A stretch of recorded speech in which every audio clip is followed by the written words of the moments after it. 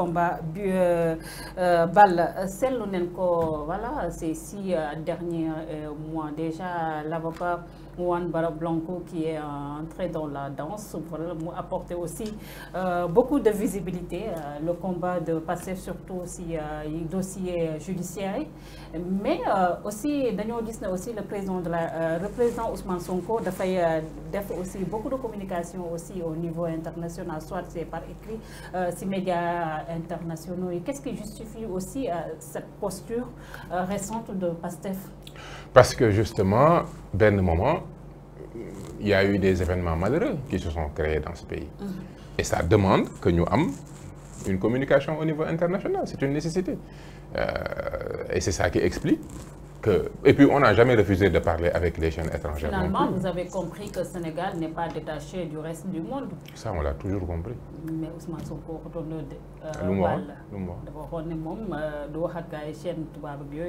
non, c'était dans un contexte... Non, il faut toujours mettre le contexte. Voilà, dans un contexte précis, sur un dossier précis, certains ont eu une attitude. Et il leur a dit. Parce que nous avons une langue de bois. Nous, ils ont changé leur posture. La communication est repartie de plus belle. C'est que, lui, différence, nous ne sommes pas dans la langue de bois. Man, si je suis cette émission, je traite ma nénéni. Non, dama la koy wax ne la li nga def waro ko def li ak li ak li. Nga xulok man ne ma ñu paré buñ paré jubo wat andat parce que ñoo bokk réew mi et puis on continue le travail. La vie c'est comme ça. Il y a des hauts, il y a des bas. Ça ne change rien dans les rapports, mais si on veut que les rapports évoluent, il faut qu'on se dise les choses. Français yi wala chaîne français ñom ñoy ñan ba dañ leen wax deug. C'est-à-dire que, et je suis étonné, la dernière fois j'ai écouté le président Macky Sall, mais je me suis dit, mais Macky, on l'a sonkorisé finalement. Non seulement de le troisième mandat, mais je l'ai entendu dire devant tout le monde, aux Français, que le Sénégal de chasse garde Ken.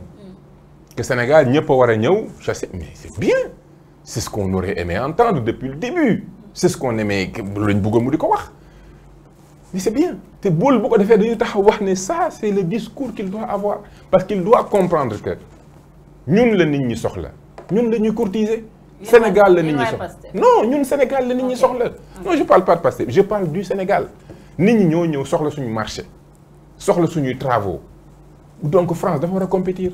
Cette compétition, elle est avantageuse pour nous.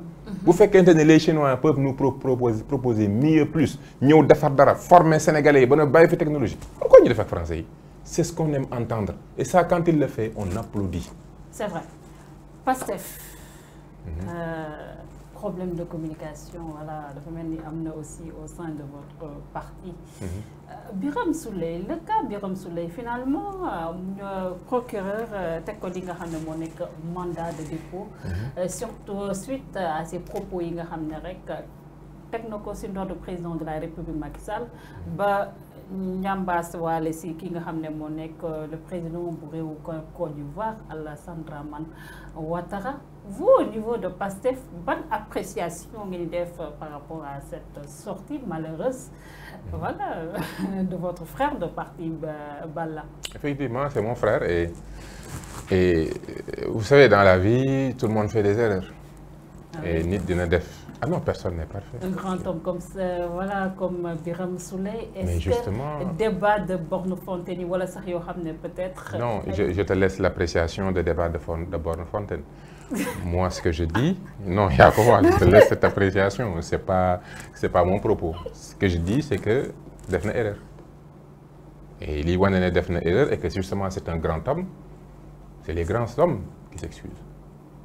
C'est les petits hommes qui refusent de reconnaître leurs erreurs et qui se recroquevillent dans l'ego et l'orgueil. Tel n'a pas été son cas. Il a tenu des propos, il a présenté des excuses, ça le grandit. Parce que c'est pas facile, hein, de ne pas me présenter des excuses. Il y en a qui ne l'ont pas fait du tout. Et ça le grandit. Tout au contraire, pour moi, il a été grand. Mais des fois, je me demande, est-ce que Pastef de bind sen ay discours Balla? Ça, moi, tu vois, je ne... Ah, mais il y a beaucoup de... Non, on est pareil, il n'y a pas de problème. Non, toi, ce que je veux dire, c'est que... Et puis bon, on rit, mais c'est triste parce que c'est un père de famille qui voilà, quoi, va Mais il faut va se retrouver. Il a vraiment cherché parce qu'au-delà non, il n'a rien, il n'a pas cherché à aller. Il n'a pas cherché à aller en prison. Ça, c'est trop dire. Il n'a pas cherché à aller en prison. En tout cas, j'ai une pensée profonde pour sa famille et pour ses proches, pour ses enfants. C'est pas facile de voir un père de famille qui va en prison. Moi, je le vis dans ma chair parce que je sais que c'est très dur. Maintenant, le métti góor lay dal ki nga xam ne mooy liggéey koo koy juum parce que bu toogoon këram ne réew mi je m'en fous comme ñenn ñi je ne porte pas de projet, je ne me bats pas Sénégal daal saa waay naa lijjanti sama bopp ak sama poche ak sama famille bu doon loolu def amul benn problème. Il n'aura jamais de problème. Du liggéey bay juum. Bassirou Diomaye Faye en prison, Ousmane Sonko en résidence surveillée pour le moment. Et il y en a vraiment beaucoup de cadres de Pastef yi nga xam ne mën nañu wax ne fu mu toll. Man, tu ne sais pas si tu me reverras dans 2 semaines. Ah déedéet wax loolu. Ils sont hors du jeu. Mu mel ni comme aussi le parti Pastef vit des heures sombres. Oui, nous vivons des moments très difficiles. Mais nag difficile est le chemin.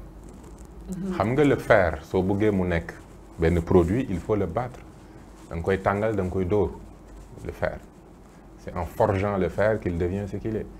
Il n'y a rien de grand qui s'est fait dans ce monde sans difficulté. waaw et yàlla su la ma koy faral di wax. yàlla su lay taal say noonu la lay xambe. adduna moom soo ñaanee yàlla dama bëgg a fit mu jël lu raglu teg ko sa kanam parce que lu raglu nga di ko jàmbaarloog moom loolu moo lay dolli fit. waaw donc adduna moom c'est des difficultés. On est en train de nous mettre à l'épreuve mayuñu dara. Avec votre aide aussi, aussi non, non, c'est que Sénégal vous donnez des coups et vous en recevez aussi. Sénégal moom ku fi juddoo yaroo fi màggee fi xam ne fii yambar dëkku fi waaw fii moom yambar amu fi. C'est vrai. waaw dañuy am dal yar tey parce que nag ñun ñëpp ay taalibe lañ dañu yar am nañ fi ñu bokk donc tax na ba ñuy def lépp ci orma ci teggin ak ci yar.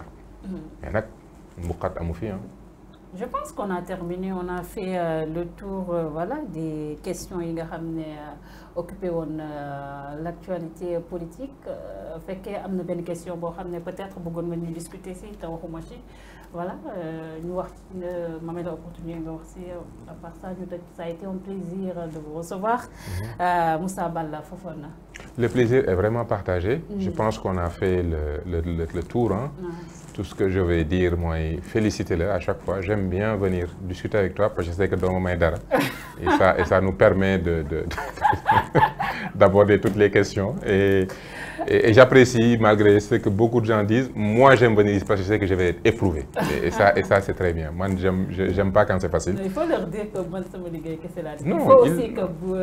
Nous tresser des lauriers aussi à Pastef. Bon, d'accord. Donc, je vous le dis, c'est ma sœur, Ligéyam Leydef, Bailen ko Moudor et Bombe. C'est très bien, il n'y a aucun problème. On va encaisser. Donc, ça vraiment, il n'y a aucun problème. C'est pour ça que je viens à chaque fois. Quand tu m'invites, je viens.